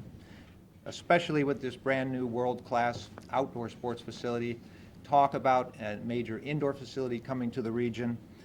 There's a significant opportunity to boost travel to our off-peak times of the year, to put people into hotels and restaurants and other businesses that might not otherwise be open in the early spring or late fall. These are examples of just some of the outdoor sports, many that go on in this market already, certainly that go on in many other parts of the country. This represents, you know, opportunities for additional events to come to the region for outdoor sports. On the indoor side, again, just a short list of things that bring in lots of people to lots of communities. And we already have some good venues in the region that can accommodate these types of events. And of course, you know, we do know that there's talk of another facility that could accommodate these and many other types of events, and we need to be prepared for that. These are economic impact statistics provided to us by the event organizer for just 3 events, and it's easy to see how quickly the dollars can add up and that economic impact. We did not have the indirect impact for the top event and the fishing tour. But if you look at the indirect impact on the Santa Hustle, you can easily see how it's not just the direct spending that comes from the participants, but it's all the spending that goes on as those venues that are taking care of the participants have to buy goods and services from other businesses in the region. And then the third impact is the induced impact, which represents the wages earned by all of the people that are involved in these operations, and then those wages get spent can circulate through this community many times. The benefits of a strong tourism focus, sports tourism focus, go beyond the obvious that I just talked about. The spending creates jobs, wages, and those associated taxes. Just in the first year of Sports Force, we have also seen that this development and the additional marketing can create other businesses. Other businesses will grow as a result of our efforts to bring more sports and event tourism to the region. And if we continue to put more focus on sports tourism, all of these economic factors will continue to move forward. And if we also consider that many of the residents of our county have the opportunity to use some of these facilities, as these business owners that own these venues put money into making those more attractive, more compelling for people to come and visitors to come and play there, that also is a great benefit to all the residents of the region. This is an inventory of our existing, the best we could accomplish in both Erie and Ottawa County, in this case, of all of the fields we have and indoor and outdoor venues. This does include the Sports Force fields. So this is what we have now, and we feel that there's a great potential to put more people in more of these places more often. Our intent would not, however, be to displace any residents, any of our community. We would want to make sure that we're not putting people into these venues and taking that opportunity away from the residents. We would also not want to duplicate the efforts of Sports Force, but supplement their efforts with our sales team. There's considerable evidence around the country that the most successful sports tourism organizations have come as divisions out of existing visitors bureaus. We already have a corporate structure in place. We have some personnel in place. We've got a brand that has 11 years of equity behind it. So, and all these partners. These are just some of our local partners. So we already have these partnerships in place. We've already got the foundation laid, so it makes sense to form this new division out of Lake Erie Shores and Islands. And it's not just the local partners. We have partnerships throughout the state and throughout the country. These are different associations that we are part of, have strong relationships, and some of these are sports-related organizations. And as you just saw from that video, we continue to do our very best to give this region, this county, a solid return on investment. And our numbers continue to show that in the engagement that we have from our visitor base. And our visitor base, the leisure visitor base and the group visitor base, those are all prospects for being able to go out and sell them to come to the area, to visit, to play, to compete, all of those things. So good numbers that we can build on. I'm going to turn it over to Amanda Smith-Rasnick, our Group Sales Director, to tell you a little bit about where we are right now on our group sales efforts. Thank you, Larry. Good morning. Up on the screen, you can see our current group sales efforts, for 2016. We have a 3-person group department. It's myself, we have Tiffany Frisch, and then Brian Shiflett, who are here in the audience, focusing on not only sales, but also servicing of the groups in the destination. The sales and services team has been very effective at investing a very modest budget into marketing efforts that produce pretty strong results. But we want and we need to do more. We have a destination that, unlike any other markets, can satisfy all types of groups, from sports to corporate groups to wedding, student, religious reunion, association, the list can go on. Because of this, with our existing budget, it's a significant challenge to effectively sell and market all the county's group, sport, event venues, attractions, hotels, and meeting space. This year, exclusive of personnel costs, we have a $210,000 budget for group sales and all of our promotional and sales efforts. Specifically, with regards to sports, we have been marketing and selling directly to that market for the past 7 years. We have a strong rapport with many event organizers and relationships that we can call on for future business. Over the past few years, we have been increasing the percentage of the total marketing budget dedicated to groups, including sports, but we feel that we've reached a point where we cannot pull any more from the leisure marketing budget without reducing the effectiveness of our efforts to draw from our main core audience. Up on the screen, we have an example of our events grants that we offer. In addition to the marketing expenditures, we also budgeted dollars towards our conference support and event grant program. This budget has been $75,000 a year, but it also covers grants of all types of groups, not just the sports that are listed up there that have received them in 2016. Some non-sports recipients include Ohio Bike Week, Healing Our Waters Great Lakes Restoration Conference, Cruising by the Bay, Ohio Tactical Officers Conference, and many others. It is safe to say that the Shores and Islands was given a look by all of these events, partly as a result of this grant initiative. It is also probable that some have chosen our area, that some would have not chosen our area unless those funds were available. Thank you to very Larry. much. So let's talk about competition because it's very strong. All of our major Ohio markets, many other communities across the Midwest have dedicated sports divisions, sports efforts. What are some of the ones in Ohio? I mean, I know Warren County does. Who else? Yeah, I'll show you a slide here shortly, but certainly the three Cs, they all have like sports commissions. But when we look more at markets closer to our size, you've got Warren County, you've got Butler County, you've got Dayton, you've got Akron. You'll see a slide where I break down some of that, but even cities like Dublin, Ohio. I mean, that President's Cup came to Dublin not because somebody thought, hey, let's go to Dublin. That was a concerted effort to let's find a way to get this tournament in our town and the millions of dollars that generated and continues to generate because it put that city on the map. So it's not just states and major cities. It can be a little community somewhere that just has an asset. So the National Association of Sports Commissions, which we are a member of, they count more than 750 organizations. And these organizations, these can be cities or towns or individuals.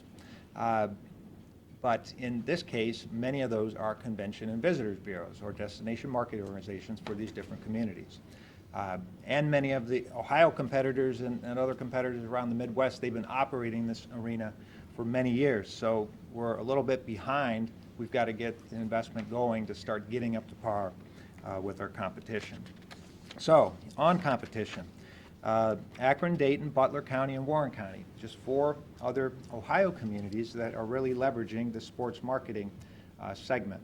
And Amanda mentioned $210,000 is what we've been able to carve out of our budget for the sports and group events, but that's for all types of groups. So you can see here what these other communities are spending. And, Commissioner Old, you mentioned Warren County. They're spending, 3 times the amount that we are to capture that business. Then you look at the staffing. Larry, in the 210,000, what does that include? That's 3 people's salary? The ads? That's exclusive of salary. That's exclusive of salary. So that's the marketing investment that would be, advertising buys, trade shows, promotional items, sales missions where they will go into a particular city and gather a group of people together. So it is a modest amount. But then the overhead with the employees is above that. Okay, and then how much of that 210,000, I know Sports Force put in a application for money for 210,000. Is that in there? How much did Sports Force get of that 210,000? Well, the grant funds are on top of this, correct? Correct. Yeah, the grant fund line item is above the 210. That currently stands at, we've been budgeting $75,000 a year for that. This was the first year that Sports Force applied, and the 75 is for all types of events, meetings, conference, sports. Sports Force does qualify for our grant program, so they put in applications for that program. They were scored, and if they were funded at the full amount, it would exceed $100,000 under our current program rules. So frankly, we have a decision that we need to make, and the Finance Committee is planning to get together this month to talk about this, because we only had $75,000 budgeted for this grant program for this fiscal year, and then we received, these applications that are valid to receive funds through our program. So we've got to decide how we're going to handle that this year. But part of our proposal is to be able to increase our grant fund line item so that we can take care of Sports Force and any other events that we can draw to the region. So but you didn't, how much money did they get? That hasn't been determined. That's going to be, the Finance Committee is going to meet, and we need to determine how we're going to, Oh, so they haven't got anything? not yet, Okay. yeah. Yeah. So when you back up the slide a couple times and it talks about the number of room nights that came, one more, Mhm. one more.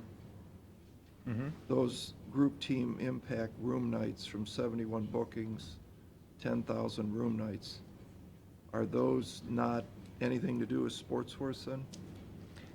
Not yet. This would represent 2016 numbers, so, you know, we're anticipating, you know, seeing, you know, we're looking forward to seeing what Sports Force is going to be able to do on those additional room nights as we move into this next fiscal year. And we will start seeing that for the next quarter. I mean, we're going to see it through March, April, May tournaments. I mean, they started bringing people to town first weekend in March. So the next time I come before you, I will have some gauge of that. And the magic, the baseline is 10,396 room nights. Then that is 0 in Sports Force. So that, and those are sports events that happen in this community That, at Osborne Park? well, this number of room nights is the ones that we could track as that we had an impact on bringing to the region, Right. taking care of. Not The in- number of sports-related room nights is more than that 10,396, and with Sports Force being in the market, it's going to jump up dramatically. I understand, but we can use the 10,396 You can sports use that as event a room benchmark. nights Yeah. as a baseline. Mhm. When you get your next report in a quarter, that's going to be X. Correct. Okay. Yep. So the only one I know that has a tournament is Osborne Park. Well, this would be Cedar Point Run and Ride, the FLW Walleye Tournament. It would be the Color Run. It would be any sports-related event. Fishing. It would be a cheer event, a dance event over at Kalahari. Fishing, yeah. Sports, tourism-related travel. Got it. How are these, maybe I should know this, but how are these room nights tracked? If I go to George's Hotel, do I say, hey, I'm here for the color run? And is that written down? Like, how is that number tracked? Or I'm here to go fishing. Can't I just go book a room in Port Clinton and? Oh, yeah. So this number would not represent people that came to the area to participate in outdoor recreation activities like fishing or going to play golf. These are trackable events. So we go out to those events and we say, how many people did you Oh, so have? that- How many nights did they stay? Okay, so that's how you Yeah. get You this go number. ask. Yep. Yeah, that's, I'm asking the same thing he is. Yep. Is you go to the fishing tournament. Right. Not a guy going fishing, I meant the tournament. Right. And you go to him and you say, how many participants are Correct. here? And that's how you derive that number. Yep, and in the case of this slide where I had okay, so Cabela's National Walleye Tour, after their event, we were able to go to them and say, you know, give us your economic impact report on your event. That's how many people they had in their tournament, how many room nights, and what they estimated as the direct economic impact. So the big one is the Cedar Point Run and Ride with 5,200 room nights. And you can get that. Multi-day info- event, that was, I'm gonna run that one this year. That's 5K, 10K, half marathon, and a kids run, and many people come in and stay 2 or 3 nights. And where did you get the 5,213 room nights info from? From the organizers of the event. On a quick note about the tracking of the room nights, as you can see, there's the 10,000 overall, but then the 5,000 with Cedar Point Run, right? We track only those that we get directly from the hotels or that they are reporting. That's through an economic impact report, so those are being plugged in. The numbers that we track are only from those that we feel we can actually get a true number from, whether that be from direct survey from through the hotels, asking them for room night reports, or from the event organizers themselves. So that 5,000 is not included in that total of that 10, just the portion that we can track directly from Cedar Point bookings. We need to be able to. You said, you just contradicted what he said. You said you get it from the hotels. He said he got it from the organizers. It's a combination of both. These ones are from the organizers, yes. Some of the other events that take place, we do track and we try to, so they do come from the organizers, they do come from the hotels, and we need to get a trackable basis in order for these questions to be answered, so. Sometimes we don't, sometimes it's hard to get the information that we seek. I was We can, gonna say, we you can got ask. 50 hotels, what do? Go call 50 hotels and ask them? And then how does George know if the guy shows up to go fishing, or he's there to, you don't ask me These what are- I'm doing when I check in. These are room blocks, typically room blocks. Mhm. You know, where are we putting the Right. people for the walleye tour, where they're staying at X hotel and Y hotel? So it does help us to narrow it down. And we do look, I mean, we do reach out to our hotel properties, not only for these types of events, but just in general, to try to gauge, how different times of year, how different marketing efforts, what's working, what's bringing people to your rooms. So And it's- these are room blocks then, that are guaranteed, you got 50 rooms for the fishing tournament blocked out? Is that how she's getting it? That's how we're able to track. So for instance, with Santa Hustle, we know that those rooms are being contracted primarily with Cedar Point. That's part of the contracting process. So I know to contact Jessica and Tyler and say, hey, let's follow up on those room nights. Similar with fishing tournament that was just held at Sawmill Creek. They want to have those rooms directly at that block. Will fishermen stay at some other properties in the destination? Absolutely, because they want that option. But we know that if I need those room blocks, we'll go directly to where those host properties are and where those blocks are initially contracted. So the guy that comes to the fishing tournament and stays at the Days Inn, he booked some organizer must have booked that block, right? Not necessarily. Well, 50 guys didn't get together and go book 50 rooms at the Days Inn. Somebody did it. Generally, there will be a host hotel, and that host hotel will have a room rate, and people can choose to stay there. But a lot of these tournaments, I mean, people can stay where they want. So if, I know a lot about the fishing tournaments that take place over in Port Clinton.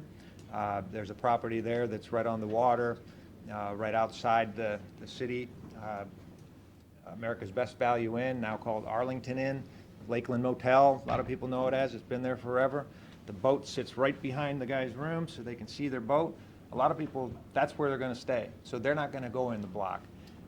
So we will capture that person from the participant side, from the organizers, saying, here's how many people signed up for the tournament, but we know that we don't catch all of the people that choose to stay in other places. The other way that sometimes we get the room night information is from the grant applications. If somebody applies for a grant, part of the criteria is they send us a report on the event that would include how many room nights were generated. So it's a combination of those things. It's an exact a science as we can make it when we're dealing with a lot of information coming from a lot of different places. Well, your numbers are very, very specific. So it's not 5,000 room nights, it's 5,213 room nights. Because that's how many we were able to track from verified sources. So you're confident the 10,396 is a minimum, but. Yeah, I'm guessing it's it's- higher. I mean, I always am very conservative in, budgeting, in forecasting rooms, because, especially when you take, and the bottom line to me, the room nights are certainly a huge part of this, because that's what keeps people in town to spend money. And so I look at the economic impact figures as being, that direct on run and ride, and I know that the indirect spending was more than 1.8 million, and then you add the induced in there, and the bottom line is, we need to be able to go out and get more events like that to bring more people to town. And I don't necessarily care where they stay, I just want them to stay, and stay longer, and Well, spend more money. I think everybody here gets that, but what we're talking about is how do we organize this thing to bring more people in? Well, obviously, to find out if it's trackable.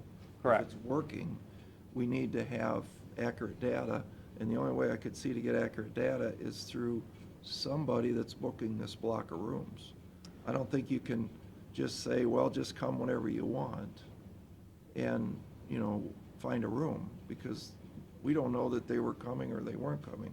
Yeah. So if you have a tournament, fishing tournament, I'm just picking that out of the air, there's gotta be a guy, an organization that put this together.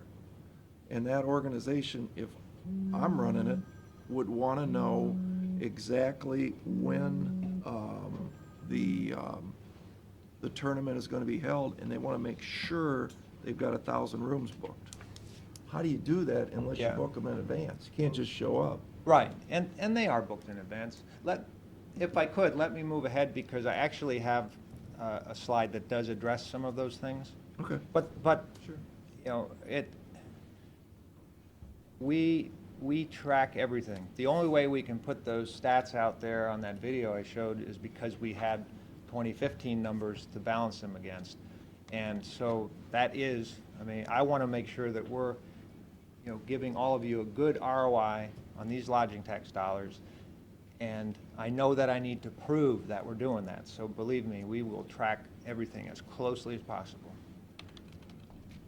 So let me move ahead to talked about the money disparity here and so here's staffing. We can't necessarily always say that, every employee is going to operate the same way.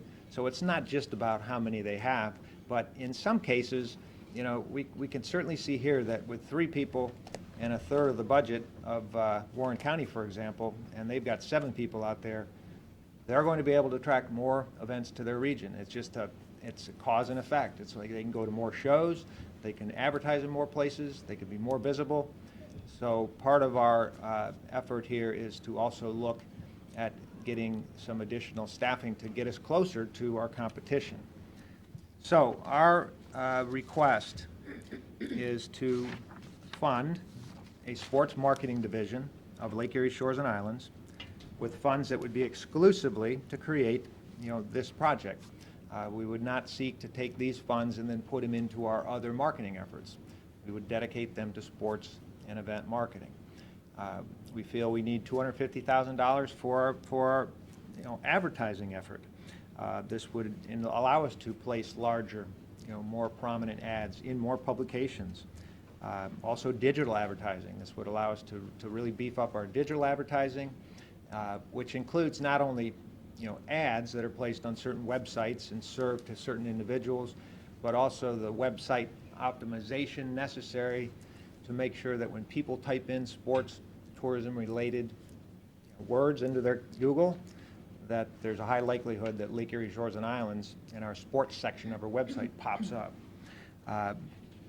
We would, and that I should highlight that we would intend to create a specific area of our website dedicated to sports and events. And then we'd also have the opportunity to create more out-of-home promotions like the Columbus Crew and the Blue Jackets I mentioned, and create sports-specific videos that we could run on our YouTube channel or use at trade shows or to send out to planners in this field. On the grant side, again, we had $75,000 budgeted for all of our grant programs. We would recommend that we take 85 dedicated just to sports grants. That would allow us to have the funds we need to cover, sports force events, and also other events that would come into the region. That would preserve the funds on that existing grant funds for the conferences and meeting and events. Why don't we do this so that we don't wait till the end? If somebody's got questions, do it as we're going through the slides, I think is easiest. Okay. So we're not repeating this. How do you see this money, and I'll take Sports Force because that's just so happens to be the only sports venue that we have right now. How do you work with them? Why would they put an ad in a trade magazine and you put an ad in a trade magazine? Wouldn't you be, or Cedar Point, the same thing, wouldn't we be smarter to use their marketing people to do one ad? Absolutely. We would not duplicate their efforts. Earlier, I mentioned that, that we would be very careful, and we have, I feel, built a nice relationship with Will and the marketing people from Sports Force to make sure that we're supplementing their efforts. For example, at the NASC show that was last month, there were representatives from Sports Force there, and Amanda was there. At the same booth? No, but that's divide and conquer. That's two places in a show floor filled with, hundreds of people where we have an opportunity to influence them. So, and that's a big show. So that's an opportunity to not necessarily duplicate their efforts, but supplement their efforts in that big market so we have more hits, more people that we're exposed to. And there were meetings that Amanda was involved with where Sports Force did not have an appointment with that person, and she was able to say, hey, Jim, come on over, talk to them about your fields. So that's the kind of thing we would do. And we have met with their marketing people. We have a sense of where they're placing ads. One of the graphics I showed you had an actual ad that we have placed in different sports-related publications that prominently features Sports Force. And we let them know where we were going to place that so that we wouldn't duplicate their efforts. Okay. And on the grant side, again, this would allow us to increase, that funding specifically for grants. Down in the right-hand corner is a photo from NASC with Will Spence and Jim Arnold and Amanda. And again, opportunity to divide and conquer there. Our trade show budget request would not just allow us to go to additional shows, but some of these shows allow you to take appointments and have a booth. The people that have booths have an opportunity to impact a larger number of people in a different way. So we would look at those opportunities. We would have opportunities to sponsor different things, to have exposure to more people at these events. So there are many ways we could increase that trade, or that increase in the trade show budget would allow us to be more effective. The final part is the sales team. I showed the slide that showed that we have 3 people. 2 of them are salespeople, and Brian Shiflett is primarily in service for events that once the deal is closed, then Brian takes over and helps make sure they have an excellent experience in the region. We don't feel that with our existing sales staff we can adequately cover this new market. You're not going to find our competition selling all of their markets with the same people. You're going to find that this is our conference person, and this is our sports person. And what we want to do is be able to go out and find somebody, and this is where we get back to the tracking. We want to be able to find someone who has a solid track record in sports and event marketing, and we've essentially created the beginnings of a job description for that person. And one of the main things that we would make sure that that person knows is all of these things have to be tracked. We want somebody that's got a reputation in the industry, that has contacts already built up, that can hit the ground running.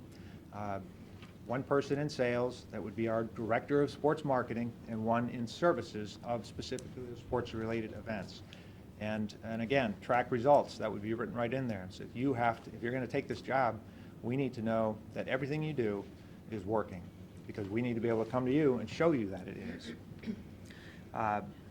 So again, that is those are the 4 components of our request. If you add up those 4 items from the last 4 slides, the total is $525,000. And our request is 1/4 of the fourth 1%. That equals about $325,000 at current levels. The balance of this we would take from our existing funding, and we do anticipate growth from Sports Force. I mean, absolutely, we're going to see additional lodging tax coming from Sports Force.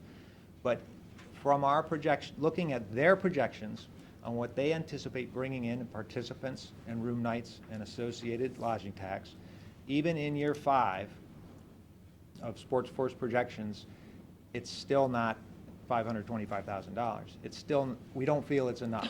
So we certainly are going to benefit from Sports Force being here and those additional rooms and the lodging tax, but we don't feel it's enough to really get us in this game against our competition in sports and event marketing.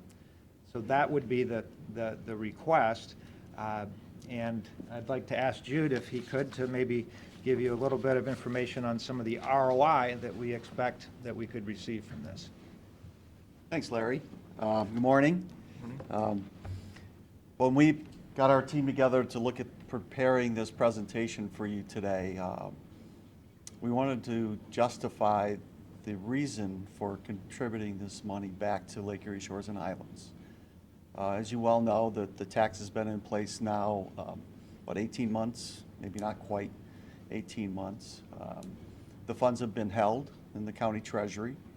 I anticipate, and Pete, you can stop me if I'm wrong, but probably pushing by the end of this calendar year about $2 million, give or take, in the fourth 1% fund. The county has the potential to generate operating funds from the investment of those dollars. Right now, the county treasury has got together an investment plan to return on that, and I'm not sure what the overall yield is on that, but right now it's probably south of 1%. So 1% on $2 million is somewhere south of $20,000 in economic growth to the operation of the county. Not So- much. Not much. And hopefully things can change, but that's the environment we're working in now. So as an alternative, if you're thinking about it from the operations of the county, which is one of your primary goals, as the appropriation authority for the county, how do you return a better investment of those funds? By promoting sports marketing, we believe that we'll anticipate a growth with more participation, more visitors coming into the area. The whole idea of Sports Force has had in mind. The blue line, as you see on that screen, comes from their report. What they anticipate participation will be in the events, and that's not only just the athletes' participation, but the guests and other people who would be participating in the sporting events that Lake Erie Shores and Islands would be promoting. Can I Yes, stop Pat. you? Is the WIS sports events current projections, so without Sports Force, the blue line? I think Or is that that green with- line is with the initiative of giving us a quarter of 1%. Okay, so the That will blue push- line is with Yeah. Sports Force, this is going above that? Yes. Got it, okay. Is that And make- this is just a guess? This is a guess. Yeah, got it. But we started with their assumptions, Got it. given what their economic impact would be, based upon the number of room nights they project. What that translate in the form of sales tax, direct spend. Bottom line is, we believe that we can assist Sports Force in hitting their blue line, but go above and beyond that, because we're not just limiting ourselves to the opportunities that Sports Force has to offer, but we're also involved with group sales and other sports-related opportunities, the Santa Hustle and the things that we've done already. We think that there's other opportunities out there. Did we do the Santa Hustle, or did Cedar Point? Did we come up with that idea? Who did that? Maybe Amanda can answer that question. We met Adrenaline Sports Management at one of the first NASCs that I had attended. Let me be clear, all of these sports events cannot happen without our partners. So while I did have the initial meeting with them, it was relying on Cedar Point to say, yes, this will work within our model, and then we can work together. So the initial relationship did come from Shores and Islands, but obviously couldn't take place without Cedar Sure. Point actually booking the rooms and providing the course and all of that help. Well, I think what my question in this is, we're using a baseline for sports fields, but I probably didn't understand fishing and Right. Santa hustling and whatever other opportunities.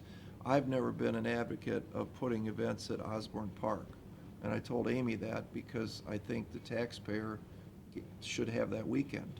You know, I want my family to go for a family reunion, and by the way, we have a $17 million investment right down the street over there. So I think, you know, I'm not, and I know I've talked to Andy White in the city here and with Fabens. Right. That's for their community, you know, they're not really interested in trying to book a bunch of people from Detroit to come down here and play and tie up a whole weekend. But my only comment to that, Pat, is and I don't want to speak on behalf of Metro Parks or the city of Huron or any other city of Sandusky, but I think the parks and these communities rely on those revenues It's to help the 3,000 a support. weekend. That's Okay, what but- she gets, 3,000 a weekend. I said, you can't pick up the trash for that. So it's not a lot of money. Okay. If it was 20,000, I'd agree with you. Maybe it's worth it, but for $3,000 to deprive our citizens who pay for the levy to go out and use that park, I don't think that's fair. You know, because I it's, think didn't they bring in about 5,000 people though, into this area? right, and they should In go a to our weekend? Sports Force Park that we own. That's a great idea. Can I Oh, just I'm sorry, Larry. No, you're good. I just wanted to respond to that too, because, you know, once, when Sports Force came on the scene, Amanda and I went and met with representatives from the communities that were using their fields for different events that could take place in Sports Force.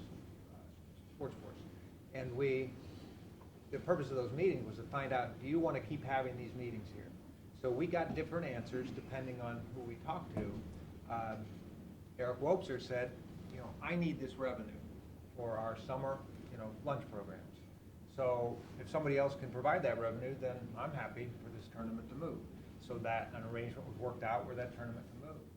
As you said, other communities, you know, want to keep those events there. But what we would do, we would make sure, and I mentioned this in an earlier slide, that we would be sensitive to the community's needs for the parks and the venues that they wanted to use.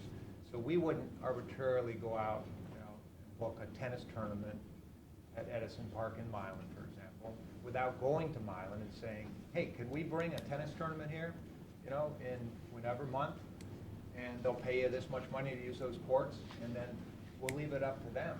And if they say, no, we don't want to do that, then we'll say, okay, we'll look for another place to do it.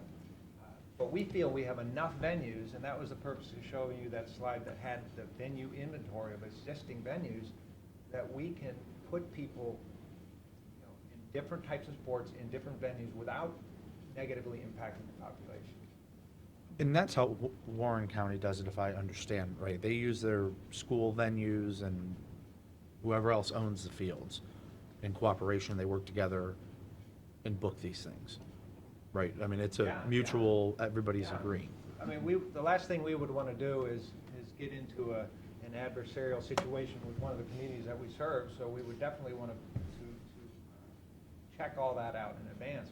The thing that Sports Force has been able to do so well is provide, I mean, I've heard several stories of baseball tournaments, high school. I was out there one day, the day I saw you there, they had that high school baseball game. They couldn't play on their own field because it was too wet, so they were able to provide that opportunity. So I guess the point is, we've got quite an arsenal of existing facilities that we can put people in a lot of places and get more people into the region for sports. Okay. All right, go ahead. Thanks. That kind of just wraps things up from my perspective, Larry. I think we're at the end of the slideshow. I have more So, slides. unless you want me to juggle, I'd be glad to answer any questions. I think you get the concept. I think it's a way of, as an investment of these dollars to get a better return than just keeping them idle until you find an opportunity to use those All right. funds down the road. No, I think you guys did a great job, great presentation, and as you know, there's some other presentations coming up in the future, and I think we can take this under advisement and go from there. And I think, Pete, you can stop me if I'm wrong, but I think in the contract that we have with the board representing Erie County DCD is that any use of these 4% would be determined by a July 31st committee of representatives of the board and representatives of us. Yep. and- Yeah, just that we had to meet by then, Yeah, beat by then, yes. Yeah. so. I think Sports- we can check that off, right? I think you can, although it's not just representatives. We have quite a lot of representatives on our Right. side. Yeah. Does that Well, help us? I think, you know, that you guys have got a presentation that you just had. We're about to get that. Let's see how it all shakes out, and we'll be back together definitely before July 31st. Yeah, sports tourism in the United States is the fastest growing area in tourism, and I think, you know, we need to maybe do a little more concentration, and this makes sense. Okay. Yeah, I think we've positioned ourselves really well, Bill, at the right time. You know, there's a lot of external issues, obviously, changes in the economy, other things that could influence that. But I think we've positioned ourselves, we have a great asset, we have many assets to support tourism in Erie County. And I think that this would be another way to maximize those dollars. Okay. All right, well, thanks for coming in, appreciate it. Thank you all. Nice job. Great presentations. Okay, that's it, right? That's it. I'll make a motion, we adjourn? Mr. Old? Yes. Mr. Monahan? Yes. Thank you all. Thank you.